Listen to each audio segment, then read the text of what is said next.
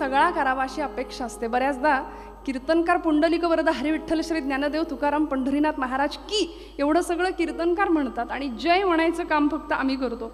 असं घडू नये. सगळा जय जयकार सगळ्यांनी करावा. संत श्रेष्ठ तुकोबरायांचा अभंग आहे.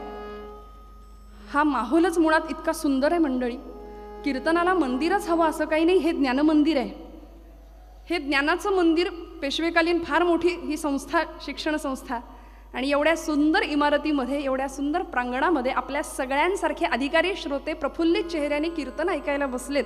यापेक्षा कीर्तनकाराचं भाग्य ते कुठलं.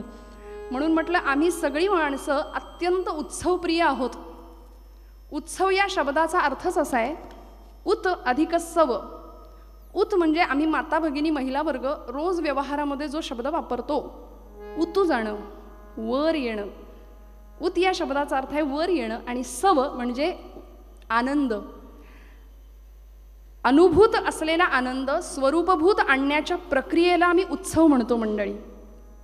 म्हणून मी म्हटलं आम्ही सगळे उत्सवप्रिय आहोत. का माहिती आहे? आम्हाला निमित्त फार वेगळं काही लागत नाही. ज्यावेळी गोकुळामध्ये कृष्णाचा जन्म झाला त्यावेळी सगळ्यांनी आनंद साजरा केला. गोकुळीच्या सुखा अंतःपार नाही लेखा. सगळ्यांनी आनंद साजरा केला. थोडे दिवस गेले, 3 महिने झाले की यशोदा माता म्हणते, अरे उत्सव मनाओ उत्सव.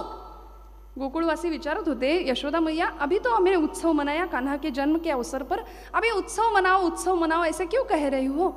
यशोदा माता म्हणते, अरे उत्सव मनाओ क्योंकि मेरे कान्हा ने आज करवट बदली है. आमच्या इथल्या लेकरानं कूस पालटली तरी आम्ही उत्सव साजरे करतो. आणि मूलतः प्रत्येक वस्तू जरी निसर्गतः सुंदर असली ना तरी तिच्या शोभण्याकरता भगवंतांनी, निसर्गाने खूप सुंदर योजना केली आहे मंडळी. सुभाषितकार म्हणतात, नागो भाती मदेनकम जलरुहै पूर्णेंदुना शर्वरी शिलेन प्रमदा जवेन तुरंगो नित्योत्सवैर्मंदिरम वाणी व्याकरणेन हंस मिथुनैरद्यै सभा पंडिता सत्पुत्रेण कुलम रूपेण वसुधा लोकत्रयं विष्णुना. पंढरीनाथ महाराज की. हा आवाज जरा मोठा येऊ द्या. बोला जय जय रघुवीर. प्रत्येक वस्तूच्या शोभण्याकरता एक व्यवस्था आहे. मूळतः निसर्ग आमचा उत्सवप्रिय आहे. सृष्टी उत्सवप्रिय आहे. रोज सकाळी उगवणारा सूर्य हा सृष्टीचा सगळ्यात मोठा उत्सव आहे. रोज उगवतो तसाच तो रोज मावळतो. म्हणून नाईलाजानं मावळत नाही, किंबहुना मावळणं सुद्धा किती सुंदर असावं हे सांगणारा सूर्यास्त हा सुद्धा तितकाच सुंदर सृष्टीचा उत्सव आहे.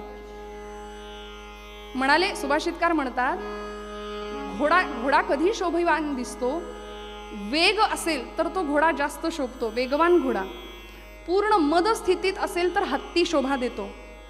हंसाचं जोडपं जर एखाद्या नदीत दिसलं तर ती नदी जास्त शोभते. सरोवर कमळाच्या फुलाच्या असण्याने सरोवराची शोभा वाढते. पंडितांची सभा ही विद्वज्जनांच्या असण्याने, त्यांच्या उपस्थितीने शोभा देते. व्याकरणपूर्ण बोलणं असेल तर वाणीची शोभा आहे. लोकत्रयम विष्णुनाम, भगवान विष्णूंच्या असण्यामुळं त्रैलोक्य शोभायवान दिसतंय. आणि मंदिरांच्या मध्ये उत्सवामुळं मंदिर शोभायवान दिसतं. नित्योत्सवैर मंदिरम. ज्या मंदिरांमध्ये अखंड उत्सव आहेत, आणि आज हा ज्ञानाची दिवाळी आहे खरं तर, ही 5 दिवस असलेली, की जिथे माझ्या परमभाग्याने आज तुमच्या सगळ्यांचं दर्शन घ्यायला मला भाग्य मिळतंय. ही ज्ञानाची खरी दिवाळी ही संतांची दिवाळी बरं का. आता गेल्या महिन्यात येऊन गेली ती आमची दिवाळी, दरवर्षी येते पण ती दिवाळी दिवाळं काढून जाते. ती दिवाळी ही संतांची दिवाळी, खरी दिवाळी. म्हणून अशा उत्सवामध्ये, अशा उत्सवप्रिय माणसांमध्ये आज कीर्तन सेवेचं भाग्य मला मिळालंय. आम्ही उत्सवप्रिय माणसं आहोत, पण कीर्तनामध्ये येण्याचं भाग्य हे सगळ्यांनाच मिळतं असं नाही मंडळी. मग ते राष्ट्रीय कीर्तन असू दे आणि कुठलं कीर्तन असू दे. माऊली म्हणते, येथे मोक्ष असे आयता श्रवणा माझी. कीर्तनामध्ये आयता मोक्ष आणून ठेवलाय असं म्हणतात ज्ञानेश्वरीमध्ये ज्ञानराज माऊली. आम्हाला वाटतं मोक्ष, मुक्ती हे सगळं गेल्यानंतर मिळतं, पण हे गेल्यावर नाही, गेल्यानंतर मिळते ती गती. सत्कर्म असेल तर सद्गती, नाही तर मग दुर्गती. अशी गती. पण मोक्ष ही वस्तू, ही गोष्ट जिवंतपणे अनुभवण्याचा विषय आहे. 1.5-2 तासाच्या कीर्तनामध्ये काही क्षण असा असतो की आम्हाला सगळं विसरवायला भाग पडतो आणि आम्ही पूर्ण तदाकार वृत्तीने तिथे एकरूप होतो. ही मोक्षाची अवस्था आहे.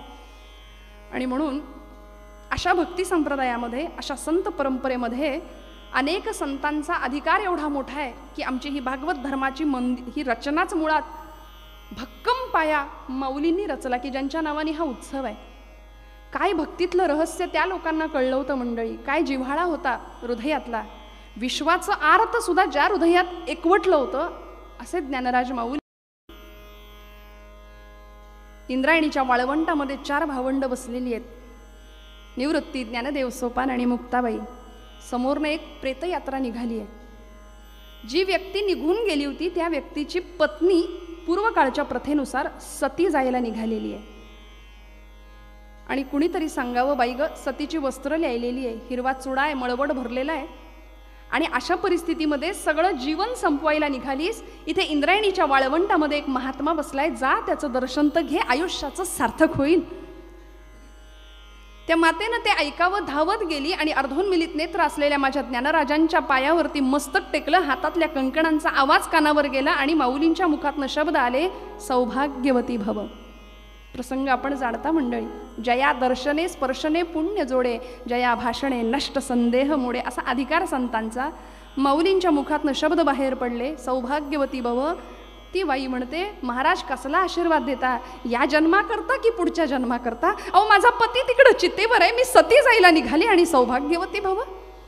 ज्ञानराज उठले, एक एक एक पाऊल टाकत गेले आणि गेल्यानंतर ज्या चितेवर तो पती तिचा निजवला होता, त्या पतीच्या, त्या माणसाच्या मस्तकावरून इतक्या प्रेमाने हात फिरवावा, काय जिव्हाळा होता अंतःकरणातला, इतक्या प्रेमाने हात फिरवावा की एखाद्या पित्याने आपल्या मुलाच्या मस्तकावरून हात फिरवावा, एखाद्या आईने आपल्या बाळाच्या मस्तकावरून हात फिरवावा. आणि माऊली म्हणाले, उठ सच्चिदानंदा, उठ. सच्चिद आनंद स्वरूप असलेला तू आत्मा, तुला जाता येणार नाही, तू उठ आता. आणि झोपेतनं माणूस उठून बसावा तसा ताडकन उठून बसले. आणि पुढचा परिणाम असा, शके 1212 टीका केली पै ज्ञानेश्वरे, सच्चिदानंद बाबा आदरे लेख बुधारा. आज सच्चिदानंद बाबांनी ज्ञानेश्वरी माऊलींची लिहिली नसती तर आमच्या घरात घरात ज्ञानेश्वरी आली नसती. माऊलींचे शब्द हवेत विरून गेले असते नेवाशाच्या मंदिरामध्ये. हा अंतःकरणातला जिव्हाळा आम्हाला संतांनी दिला. भागवत धर्माचा पाया माझ्या ज्ञानराजांनी रचला मंडळी, ज्यांच्या नावाने हा उत्सव आम्ही करतोय.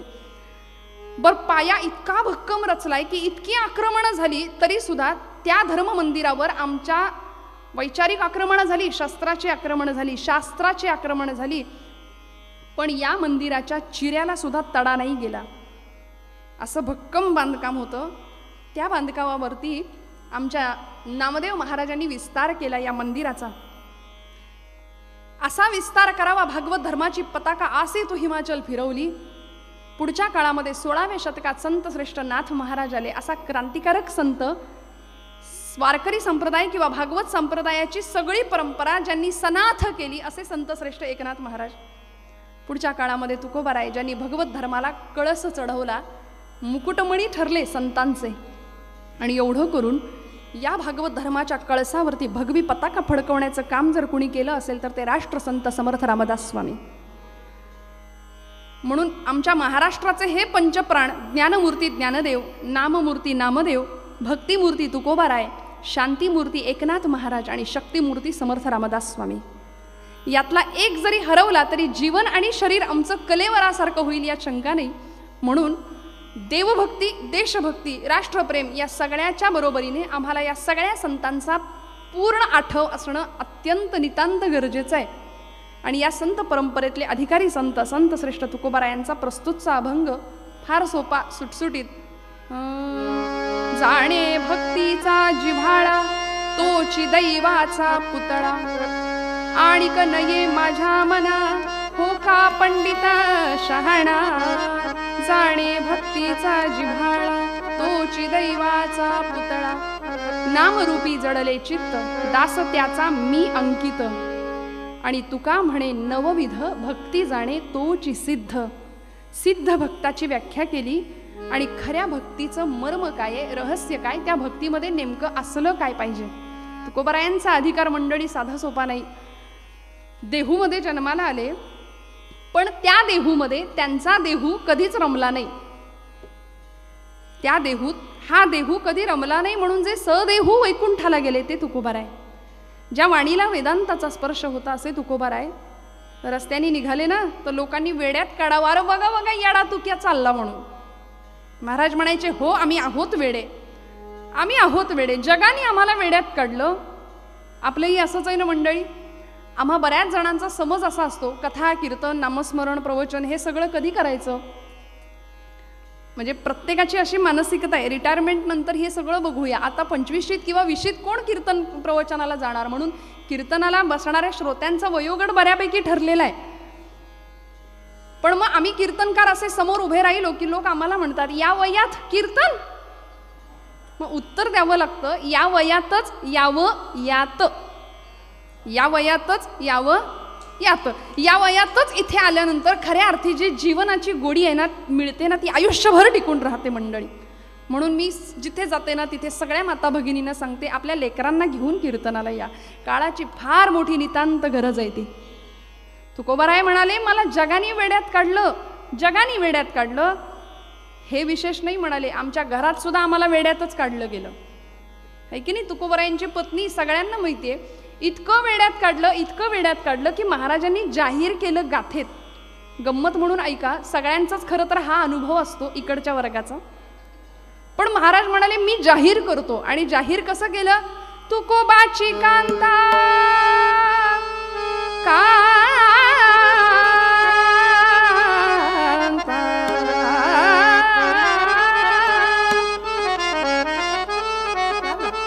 तुकोबाची कांता काय सांगते सगळ्या लोकांना, सांगे लोकापाशी.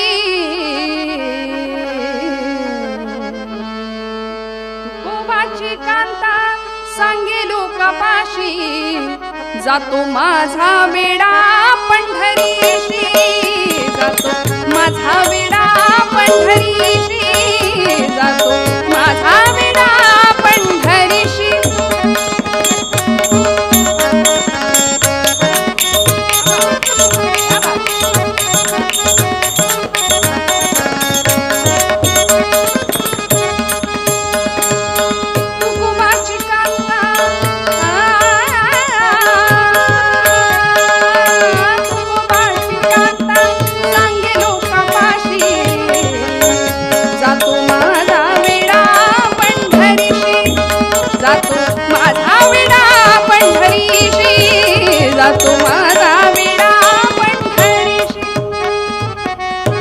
फुटकीचं विणा त्याला 3 तारा, घाली येर झारा पंढरीशी. आवली म्हणते, जिजाई म्हणते, वेड्यात काढलं. महाराज म्हणाले, आम्हाला त्याची पर्वा नाही, मी गातो नाचतो आनंदे, वेडा झालो मी तव छंदे. हा अनुभव होता भक्तीतला. म्हणून मंडळी, भगवंताचं नाव एकदा मुखात यायला सहस्त्र जन्मा वळगीजे एक वेळ मुखासी यावं, या माऊली म्हणते. सहस्त्र जन्मांची पुण्याही लागते एकदा भगवंताचं नाव मुखात यायला. आणि याही पुढे डोंगरे शास्त्रीजींचं एक वाक्य आहे, भागवतकार. ते म्हणाले, कथा के लिए जाने की हमारी औकात क्या है, कथा के लिए तो वो जाते हैं जिनको बाके बिहारी बुलाते हैं. तिकडून बोलावणं यावं लागतं. नामदेव महाराज म्हणतात, जन्मोजन्मी आम्ही बहुपुण्य केले, तेव्हा या विठ्ठले कृपा केली. आणि म्हणून आम्ही सर्वजण निश्चित भाग्यवान आहोत. तुकोबारायांच्या प्रस्तुत अभंगाला हात घालताना महाराजांच्या आयुष्यामध्ये एक प्रसंग घडला आणि मग महाराजांनी हा अभंग लिहिला. झालं काय, महाराजांच्या घरी काही स्नेही मंडळी बसलेले चर्चेला. आणि चर्चेचा विषय काय असेल हो, आता महाराजांचा मित्र परिवार म्हटल्यानंतर चर्चेचा विषय ठरलेला आहे.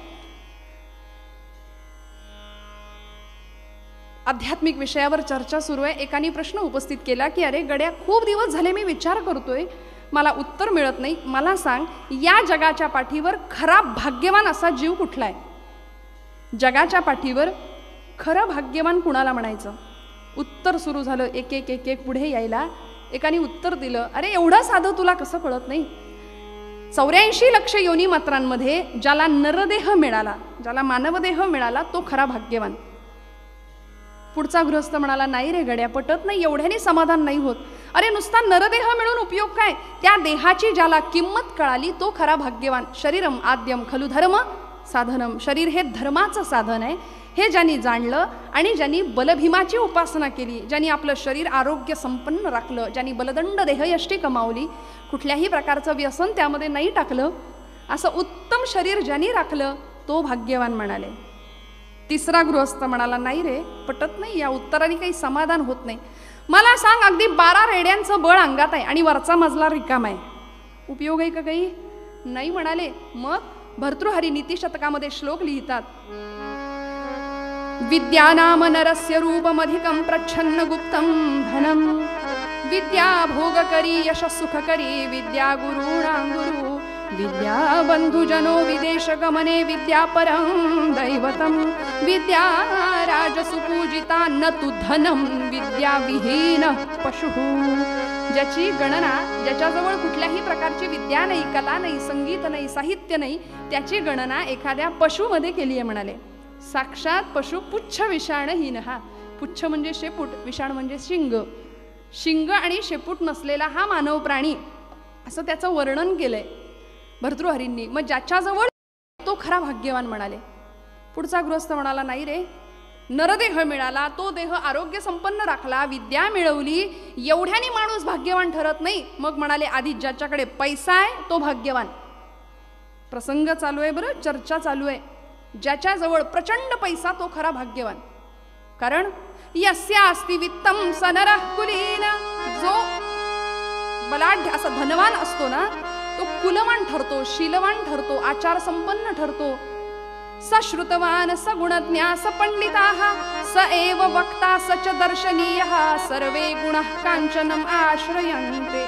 सगळी गुण त्याच्याकडे आश्रयाला येतात म्हणाले. समजा एखाद्या संस्थेचा उद्घाटन प्रसंग आहे एखाद्या गावामध्ये आणि त्या संस्थेच्या उद्घाटनाच्या कार्यक्रमाला पंचकृषीतला एक वक्ता बोलवला. वक्त्याचं भाषण सुंदर झालं. अध्यक्ष महाशय आले होते. प्रचंड पैसा जवळ. बोलायला उभे राहिले. फारशी कला अवगत नव्हती. वक्ता दशसहस्रेषु असं म्हणतात आणि सुरुवात केली. म्हणाले, या संस्थेला माझ्यातर्फे 10 लाख रुपयांची देणगी जाहीर.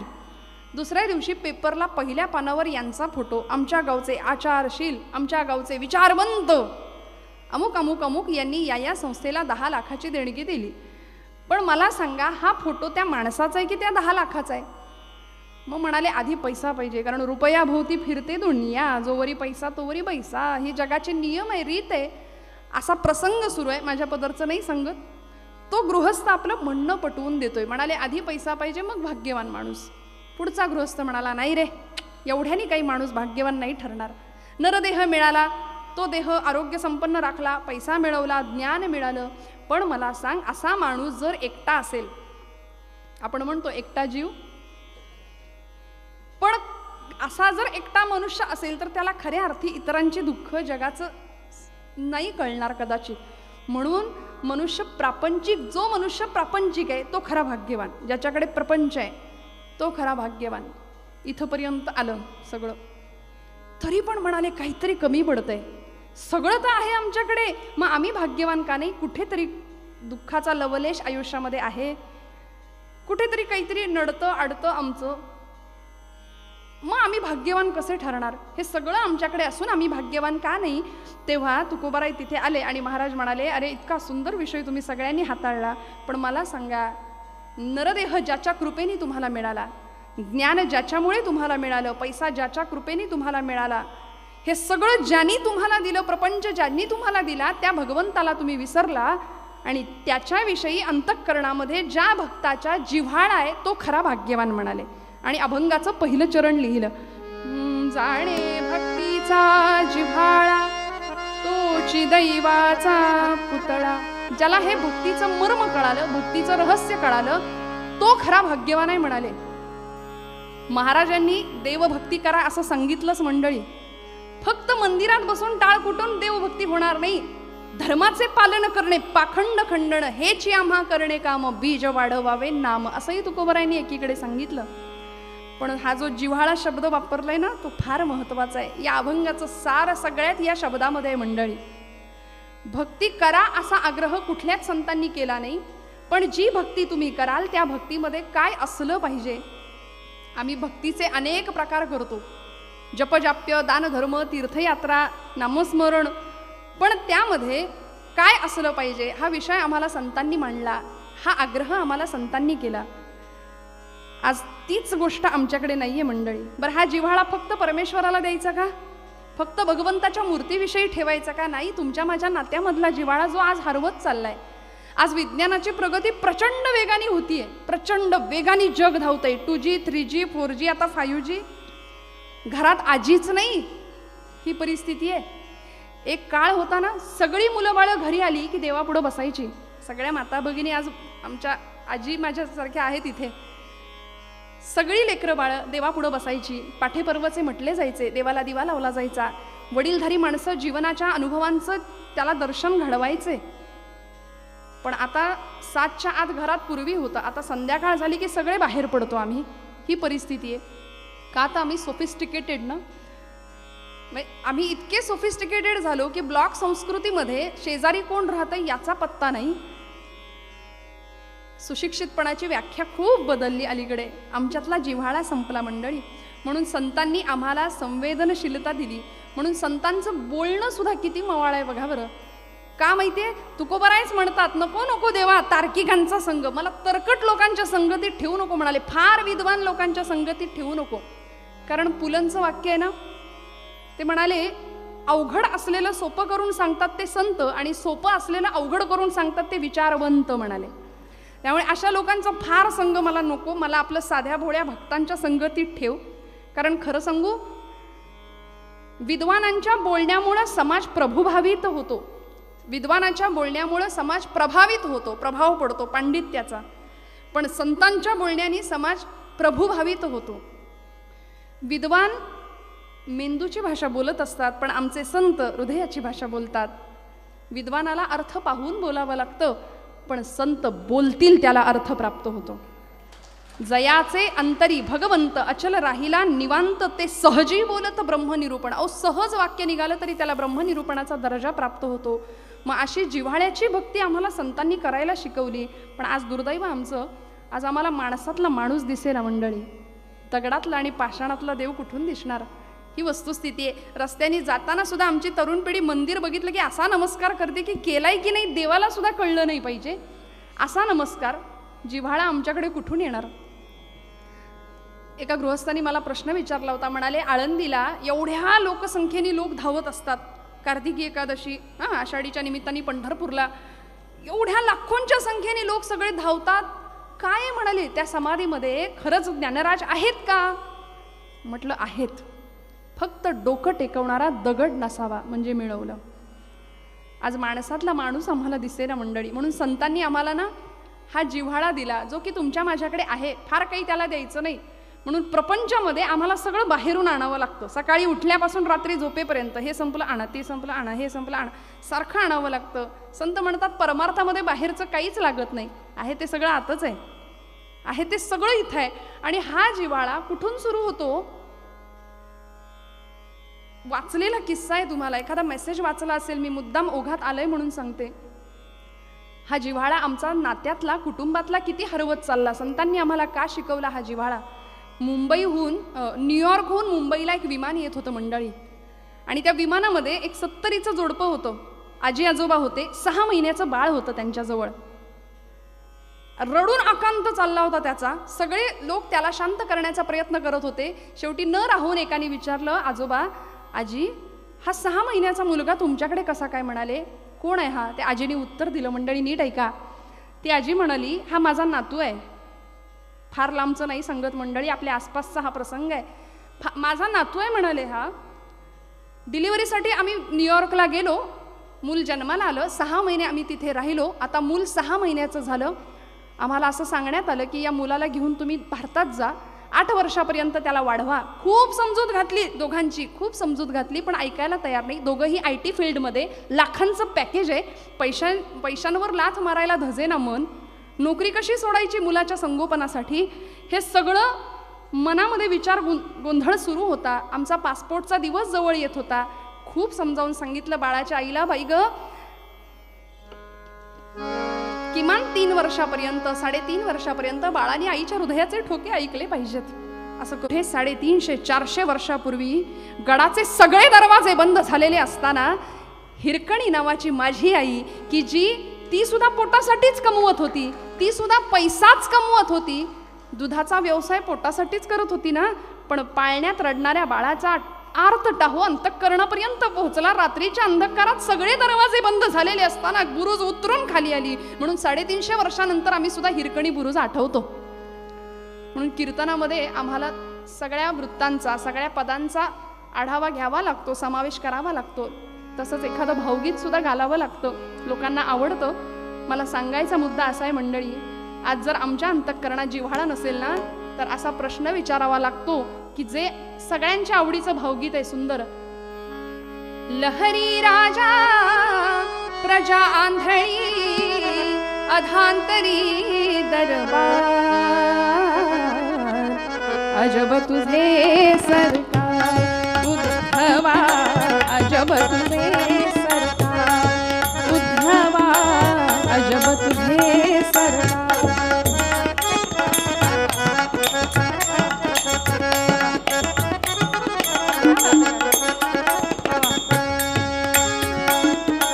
इथे फुलांना मरण जन्मता, इथे फुलांना मरण जन्मता, दगडाला पण चिरंजी गीता, दगडाला पण चिरंजी गीता, बोरी बाभळी खुशाल जगती, चंदन माथी कुठा, अजब तुझे सरकार.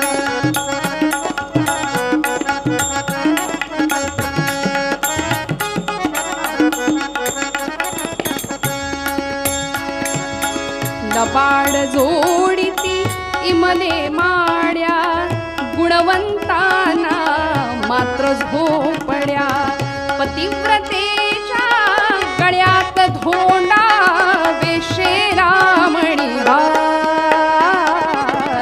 अजब तुझे सरकार उद्धवा, अजब तुझे सरकार.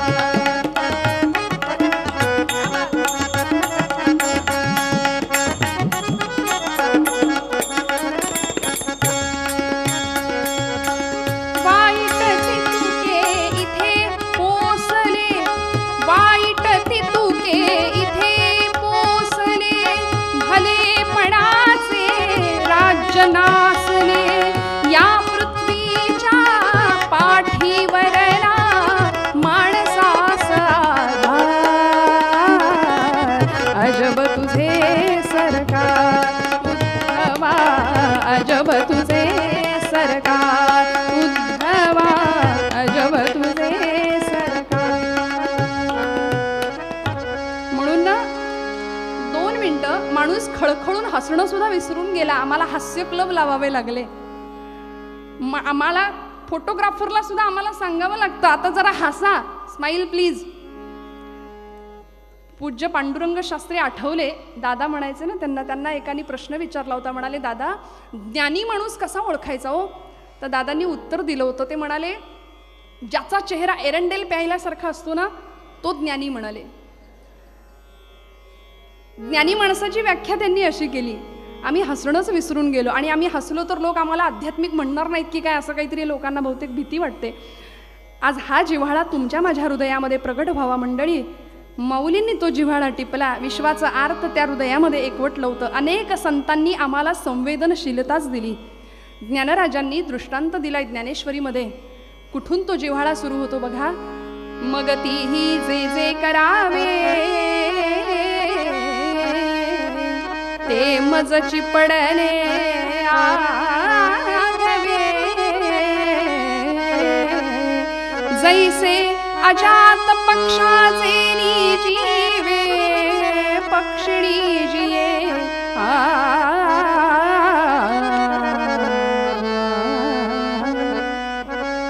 कुठून सुरू होतो?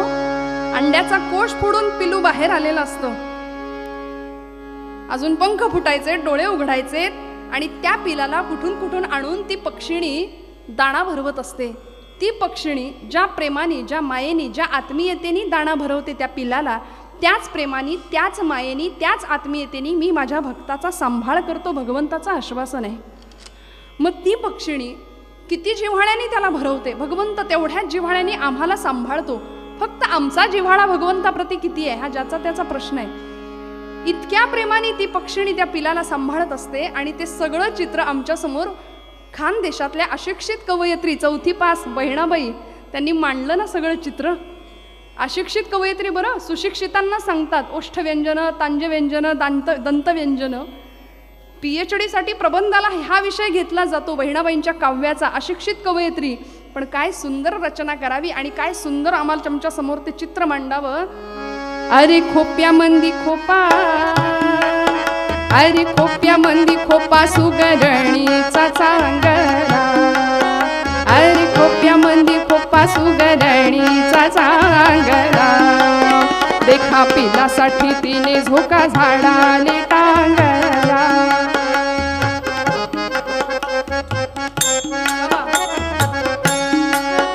देखा पिलासाठी तिने झोका झाडाले टांगला.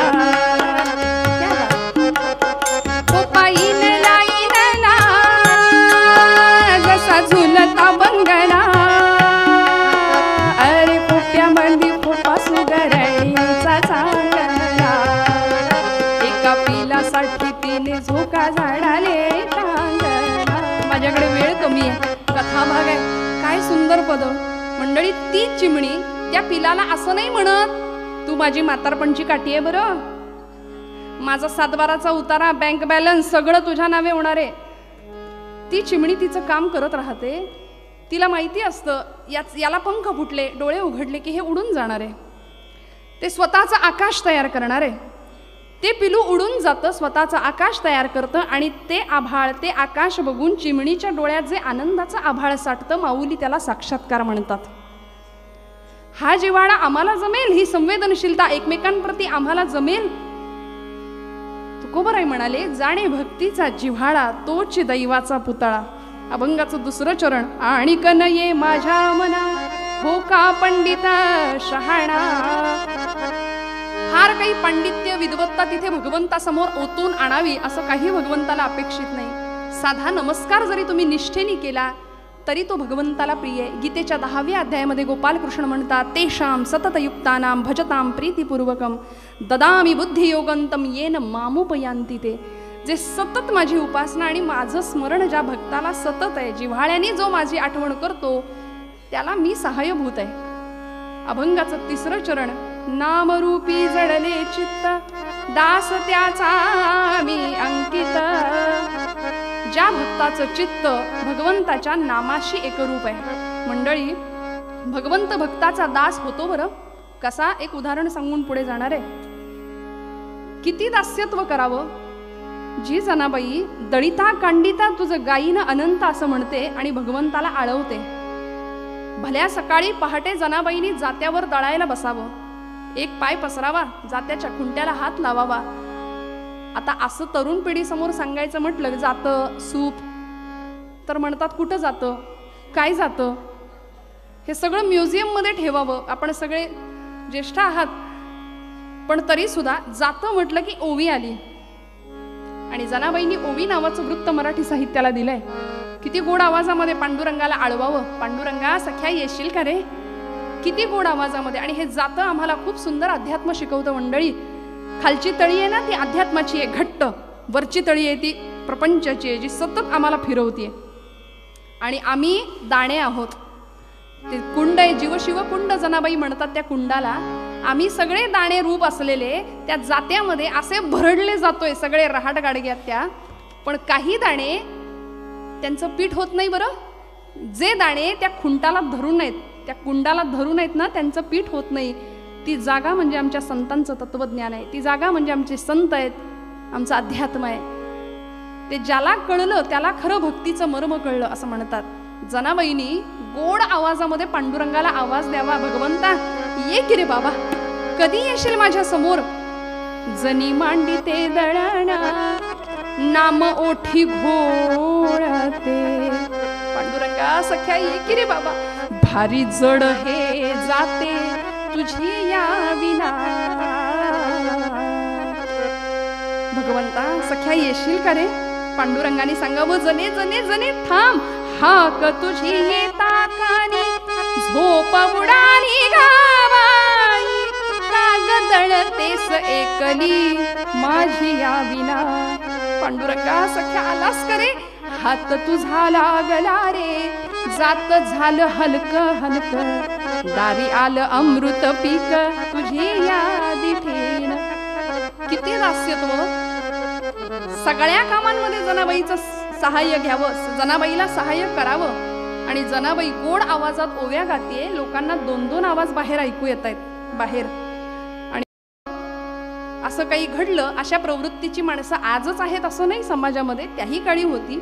लोकांनी चर्चा सुरू करावी, म्हणे जनाबाईच्या झोपडीतनं दोन दोन आवाज येतात, ताबडतोब चौकशी केली पाहिजे. गावचे पाटील, गावचे कुलकर्णी सगळे आले जनाबाईच्या झोपडीला, घेराव घातला. जने जने जने दार उघड. जनाबाईने पीठ चोपड्यात भरावं, दरवाजा उघडावा. पाटील समोर. पाटील, अहो सकाळी सकाळी माझ्याकडं काय काम काढलंय सा? जने बाकीचं बोलू नको, आतमध्ये कोण आहे तेवढं सांग. अहो कुठं कोण आहे तवा? मी एकटीच जाळण दळतीये. जने 100 माणसांनी 2 आवाज ऐकल्यात आणि तू बरी म्हणते ग मी एकटीच आहे, खरं सांग आतमध्ये कोण आहे? पाटील, आता माझ्या बोलण्यावर विश्वास नाही तुमचा, तर वाटलं तर झडती आहे माझ्या झोपडीची. कुठं कोण आहे तवा? जने खोटं बोलू नकोस, खरं सांग कोण आलं होतं? जनाबाईने हळूच सांगावं, पाटील पंढरीचा पांडुरंग आला होता. वा ग वा, म्हणे पंढरीचा पांडुरंग तुझ्या झोपडीत? आमासनी दिसत नाही, तुला दिसतो. कशाला का आला होता जने? जनाबाई म्हणते, जोंधळ्याच्या भाकरीची चव लई न्यारी, पंढरीचा राणा येतो जनाईच्या दारी. आता पाटलांच्या सगळ्या लोकांच्या डोक्यावरून हे तत्वज्ञान चाललंय. जने जने जने खरं सांग, कशाला आला होता पांडुरंग? तुला दिसतो, आम्हासनी दिसत नाही, असा लपवून तरी कुठं ठेवलायस ग? जनाबाई म्हणते, लपवायचा कुठं असतो? हृदयाचा बंदी खाना केला, हृदयाचा बंदी खाना केला, हृदयाचा बंदी. आत विठ्ठल कोंडीला, आत विठ्ठल कोंडीला, हृदयाचा बंदी खाना केला. 2 मिनिट. हृदयाचा बंदी खाना केला.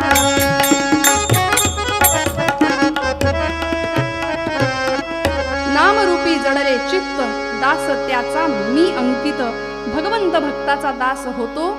सगळ्यांचं लक्ष घड्याळाकडे आहे, मला माहिती आहे, मला पूर्ण जाणीव आहे. 8:30ला कीर्तन सुरू झालंय आपलं.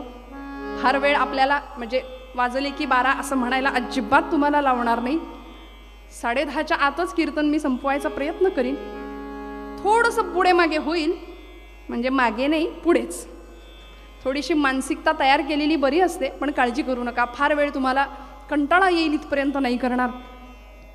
अभंगाचं शेवटचं चरण तुकोबाराय म्हणतात, तुका म्हणे नवविध भक्ती जाणे तोची सिद्ध. पूर्वरंगामध्ये सगळा अभंग सोडवला की सगळ्यांना समाधान असतं. नवविधा भक्ती भागवतामध्ये प्रल्हादानी आपल्या पित्याला सांगितली.